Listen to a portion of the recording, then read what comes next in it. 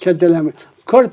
يعني حمود بيك خاوني أو كانوا راسه تم مرنيشينك منه أو مرنيشينه تماشى سور شامكة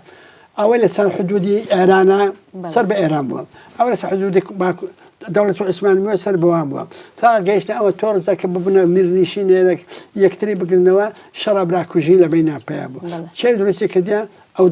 دولة إمبراطورية عثمانية عندك نكشته أو مركزنا حمود زند بتشارك كلام الشهيد كلام عندك نبنا أو جوا خاش كرد أو عند الدولة من ده أو عند الدولة من ده لهيس ولا تكنيان اشتكت عن مودة الجنة ونسن تشرشل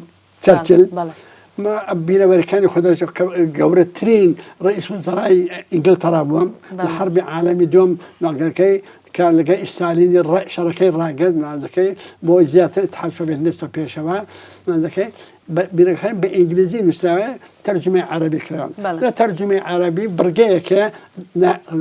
بلاوي نكتة الشيخ عبد الرحمن نقشبندي خلش زينون بناو بانجن عائلة شكاوري ديني نام لم نجرا إنجليزي كي هبو هذاك دلت ترتل لبنوكان خوي نسيتي أجر هاتو ملتي إنجليز رجع توش برسيتي هذا هيش بندصنا معهم أولاد أنا جابوا نوم أولاد كاستعمار ينبوا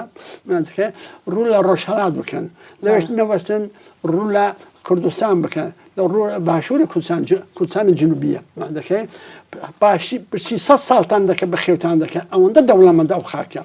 استهم أو قنصليان كريتو لكردستان وخاطر تاعي كاري كردنيام كردستان ولاتش أوندا قرب دولة من الجار عرض وصار عرض وعاصمة كي بويا همو تساوي